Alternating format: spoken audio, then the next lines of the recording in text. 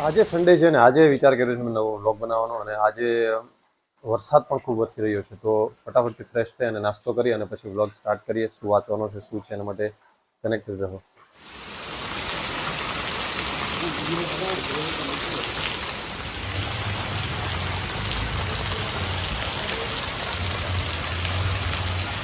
પાણી ભરાવાની સંભાવના લાગતી હોવાથી ગાડીને છે આપણે થોડુંક અલગ જગ્યાએ ઊંચાણવાળા વિસ્તારોમાં પાર્કિંગ કરી દઈએ.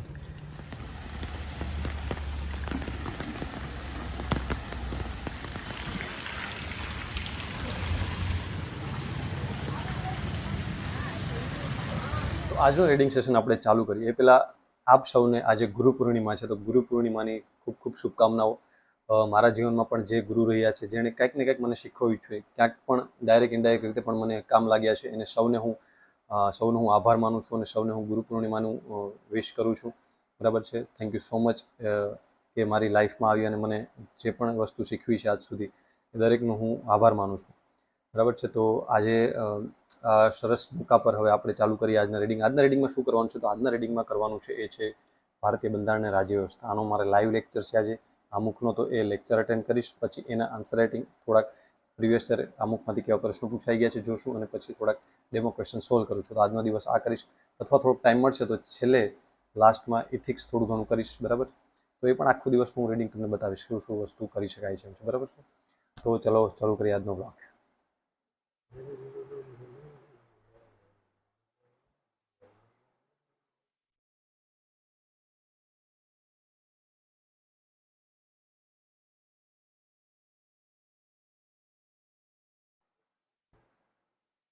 ઇનડાયરેક્ટ એ મેટર નથી કરતું, બટ વંશ પરંપરાગત છે કે કોઈ રીતે ચૂંટાઈને આવે, અને એ જે ચૂંટાવાની પદ્ધતિ હતી, ચૂંટાવાની પદ્ધતિને આપણે પોલિટિકલ સાયન્સની અંદર રિપબ્લિક સિસ્ટમ, કે ભાઈ લોકો દ્વારા જે હેડ ઓફ ધ સ્ટેટ છે એ ચૂંટાઈને આવે, કદાચ ડાયરેક્ટલી ઇનડાયરેક્ટલી, પ્રત્યક્ષ કે પરોક્ષ પછીનો પ્રશ્ન છે. લોકો દ્વારા જો ચૂંટાઈને આવતો હતો that is said as a republic system. અને એટલા માટે પર્ટિક્યુલરલી એ જે વ્યવસ્થા કે જેના કારણે ભારતનો જે રાષ્ટ્રપતિ હતો, જે ભારતનો હેડ ઓફ ધ સ્ટેટ હતો,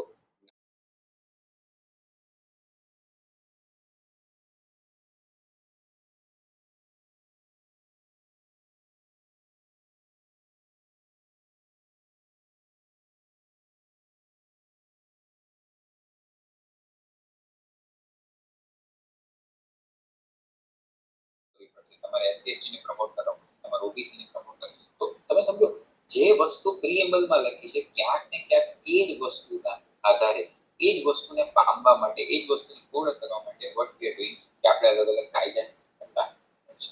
પછી તમને આ જે પીપીટી છે, પીપીટી ની બહારના પણ અમુક પોઈન્ટ આપું છું તમારી જોડે. જો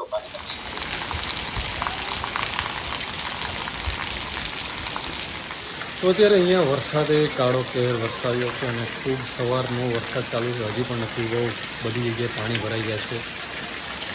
પછી થોડીક વાર ફ્રેશ થવા માટે જમીને મેં યુટ્યુબ જોયું. બરાબર. ત્યારે મેં વ્લોગ ચાલુ નહોતો કર્યો, કેમ કે હું જ્યારે પણ મને ફ્રી ટાઈમ મળે એવું થાય તો ઇન્સ્ટાગ્રામ તો મારામાં છે નહીં, એટલે યુટ્યુબ જોતો રહેતો હું, જેની અંદરથી ઘણું શીખવા મળે. એટલે ત્યારે વ્લોગ ચાલુ નહોતો કર્યો, પણ મેં કીધું આપણ સ્ટુડન્ટને જણાવી દઉં કે ભાઈ યુટ્યુબનો સારો ઇસ્તેમાલ કઈ રીતના કરી શકે. યુટ્યુબમાં ઘણી જગ્યાએ તમને લેક્ચર્સ પણ જોવા મળી જાય, ઘણી જગ્યાએ કોઈ મેન્ટરશીપમાં વસ્તુ મળી જાય, કોઈ સારી વસ્તુ મળી જાય, કોઈ મોટિવેશન મળી જાય. તો એ રીતના તમને જેવું જોતા એવું સજેશન આવે. એ રીતના પછી તમે રેગ્યુલરલી એવું લાગે સ્ટાર્ટિંગમાં સજેશન બીજા આવતા હોય તો આપણે ચાઈ કરીને એવા સ્ટડીવાળા સર્ચ કરી અને 2-4 વિડીયો જોઈ લો આપણે જે ગમતા હોય, પછી એવા સજેશન આવશે કે કરંટ અફેરના છે, આ છે, તે છે.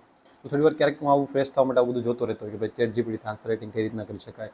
તો આવું મને જે આડું આવતું હોય હું જોતો રહેતો હોઉં છું. મેં કીધું તમને પણ જાણકારી આપી દઉં. તો સ્ટાર્ટિંગમાં તો જે ડૉક્ટર શિવન છે એનો વિડીયો જોઈએ, પણ ડૉક્ટર શિવન પણ એક પોતે કેવું છે કે યુપીએસસી પાસ આઉટ છે. બરાબર. અને યુપીએસસી મૂકી દીધી છે અને અત્યારે સ્પેશિયલ મેન્ટરશીપ પ્રોગ્રામ જ ચલાવે છે.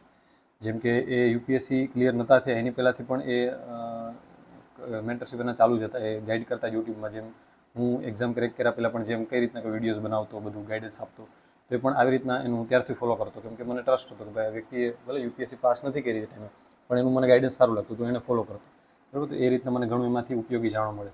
તો એ વિડીયો જોતો તો આજે એના પરથી ફોરેસ્ટ એપ કરીને જાણવા મળી કે જે તમારા ફોકસ, તો આ પણ હું જોતો હતો કે શું છે આ વસ્તુ. તો ફોરેસ્ટ એપ પણ એક સારી વસ્તુ મને મળી કે એમાં તમે કેટલા કલાકનું રીડિંગ આવે, આખું ટ્રેક થાય ને આ તેને બધું આખું મસ્ત છે. તો તમને એવું લાગે તો ડૉક્ટર શિવનો વિડીયો જોઈ લો એટલે તમને આઈડિયા આવી હશે કે ભાઈ શું આની અંદર કહેવા માંગે, ડિસિપ્લિન કઈ રીતના જાળવું, કે બધાની લાઈફમાં થોડાક પ્રોબ્લેમ્સ હોય છે. તે પણ જે સાહેબ છે એ પણ 3-4 વર્ષથી તૈયારી કરતા હતા અને પછી ફાઇનલી લાગી ગયા. હવે એણે પોતાનું પ્રોફેશનલ માત્ર ને માત્ર મેન્ટરશિપમાં કરી દીધું છે, તો એ પણ એક સારી વસ્તુ. પછી ચેટ જીપીટી આન્સર રાઇટિંગ કઈ રીતના કરવું એ જોતું હતું, કે એમાં કઈ રીતના આપણે એના પ્રોમ્પ્ટ્સ નાખી અને અલગ અલગ પ્રકારની આન્સર રાઇટિંગ કરી શકીએ, તો એ પણ જોતું. તો આવી રીતના યુટ્યુબનો પણ સારો ઇસ્તેમાલ કરી શકાય. એટલે મેં કીધું આપણે સ્ટુડન્ટને આ વિડીયોમાં અંદર થોડી ઘણી જાણકારી આપી દઉં, એટલે પણ એક ફાયદોકારક રહે. બરાબર. પછી તમારે રેગ્યુલર વાંચતા હોય તો વાંચવાનું, પણ ત્યારે ફ્રી ટાઈમમાં છે ને આવું બધું પ્રોડક્ટિવ કામ કરવાનું.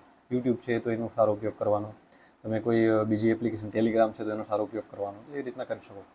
બરાબર છે. તો હવે થોડીક વાર આરામ કરીને પછી પાછા આપણે આન્સર રાઇટિંગ ચાલુ કરી દઈએ. ઉઠી ગયો અને ઉઠીને પછી હવે મારો એક કોર્સ હતો એ લોન્ચ કર્યો, ડે ટુ ડે ટેસ્ટ છે વ્યાકરણ વિહારની 8મી એડિશનમાંથી છે. એ રોજનું એક પેજ વોકેબનું વાંચવામાં, સાંજેની ટેસ્ટ. તો આજે પણ જીપીએસસી મેન્સવાળા છે, સીસી ગ્રુપ બી વાળા છે, એના માટે ખૂબ ઉપયોગી, કેમ કે ડે ટુ ડે ક્યારે તમને આખું વોકેબ ખતમ થઈ જાય તમને પણ આઈડિયા ન આવે કે ભાઈ ધીરે ધીરે કરીને વોકેબ થાય, એ કાર્ય ન થાય. એટલે તમારું આ એક રવિવારે રિવિઝન, આ રીતના આખું પ્લાનિંગ છે. ઘણા કહેતા હતા કે અલગથી એક વ્યાકરણ વિહાર, કેમ કે આપણે મેન્ટરશિપ પ્રોગ્રામની અંદર તો આ ટેસ્ટ સિરીઝ ચાલુ જ છે, આ તો કે અલગથી ખાલી ડે ટુ ડે વોકેબ થઈ જાય એવી જેને લેવી હોય લઈ શકે, એટલા માટે લોન્ચ કરો. તો લોન્ચ થઈ ગઈ છે, તો એ કરતો હતો. અને હવે પછી આપણે આન્સર રાઇટિંગ સ્ટાર્ટ કરીએ અને પૂછાયેલા પ્રશ્નો પરથી આમુખમાંથી જેટલા પ્રશ્નો પૂછાણા હતા એના વિશે થોડીક આઈડિયા લઈએ. તો પહેલાં તો ભારતના બંધારણ આમુખમાંથી જેટલા પ્રશ્નો પૂછાણા છે એટલા પ્રશ્નોનું હું જોઈશ પહેલાં, પછી એના ડેમો આન્સર્સ જોઈશ કે ભાઈ કઈ રીતના એનો ઇન્ટ્રો, બોડી અને કન્ક્લુઝન લખાય છે, કઈ રીતના છે આખું, અને પછી એનું મોઢે લખવાનું ટ્રાય કરીશ. બરાબર, ચાલુ કરીએ આપણે.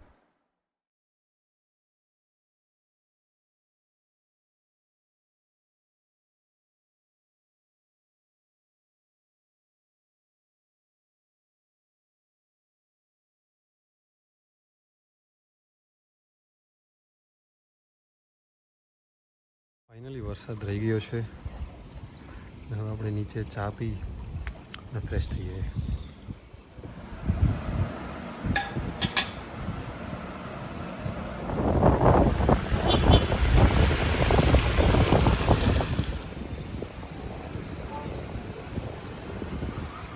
દીપરાય ઠઠ્ઠા,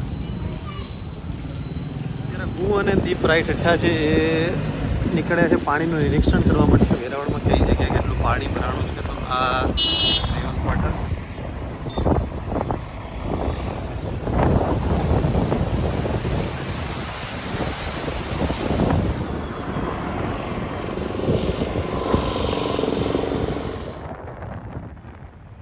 ફાઇનલી રખડી અને ઘરે આવી ગયા છે. હવે તો થોડુંક વાંચી લઈએ હવે, કેમ કે હવે અત્યારે હું કરું છું પાક્ષિક, કેમ કે પાક્ષિક દર 15 દિવસે આવે છે. એટલે દર 15 દિવસે જ્યારે પાક્ષિક જે દિવસે આવે, ઓલમોસ્ટ હું રવિવાર એના માટે જ રાખતો હોઉં છું. પાક્ષિક છે, યોજના મેગેઝિન ને એવું બધું કરવા માટે એક રવિવાર રાખતો હોઉં છું. આજે થોડુંક રવિવારે લેક્ચર ને એવું હતું એટલે રીડિંગ બંધારણનું કર્યું હતું. તો હવેથી અત્યારે પાક્ષિક કરીશ અને પછી એવો હશે તો વ્લોગ અત્યારે જ અપલોડ કરી દઈશ, બાકી કાલે સવારે બપોર આસપાસમાં અપલોડ કરી દઈશ. તો ચલો અત્યારે પાક્ષિક પહેલાં કરી લઈએ. બરાબર.